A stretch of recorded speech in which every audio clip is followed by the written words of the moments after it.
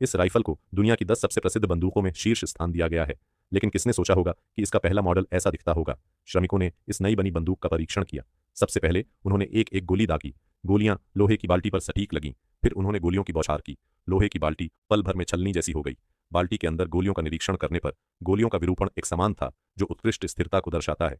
मजबूत और आत्मविश्वासी तारा उत्साह से बंदूक लेकर लेफ्टिनेंट कर्नल को रिपोर्ट करने गया, लेकिन सैनिकों ने उसे बिना अनुमति के हथियार रखने के आरोप में हिरासत में ले लिया और बंदूक जब्त कर ली गई। एक मेजर की नज़र बंदूक पर पड़ी। फिर उत्सुकतावश मेजर बंदूक को परीक्षण के लिए फायरिंग रेंज में ले गया। गू चेंगशियांग ने एक गोली दागी।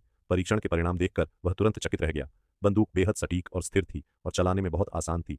वापस आकर मेजर ने तुरंत तारा को रिहा कर दिया और मध्य एशिया के एक जनरल को इसकी सिफारिश की। खबर सुनकर जनरल अगले ही दिन खुद परीक्षण करने फायरिंग रेंज में आ गए।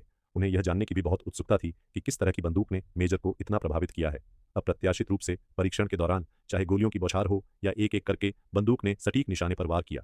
जनरल परीक्षण के परिणामों से बहुत प्रभावित हुए और उन्होंने तुरंत तारा को राष्ट्रीय हथियार डिजाइन प्रतियोगिता में सैन्य क्षेत्र का प्रतिनिधित्व करने के लिए नियुक्त कर दिया। जनरल की प्रशंसा और सिफारिश से तारा का आत्मविश्वास एक गुना बढ़ गया। 1943 में वह प्रतियोगिता में भाग लेने के लिए अकेले मॉस्को आए। यहाँ उन्होंने अपना स्वतंत्र स्टूडियो स्थापित किया।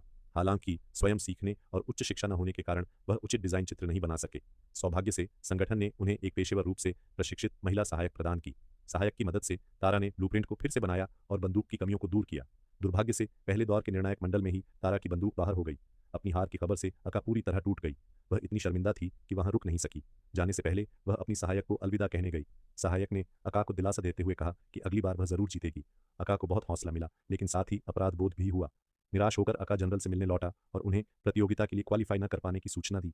उसे कड़ी डांट की उम्मीद थी, लेकिन आश्चर्य की बात यह थी कि जनरल ने उसे अगले साल फिर से भाग लेने के लिए प्रोत्साहित किया।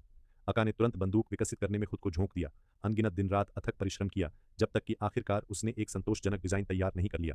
जल्द ही एक प्रोटोटाइप तैयार हो गया। अका और मेजर दोनों बंदूक से बहुत संतुष्ट थे।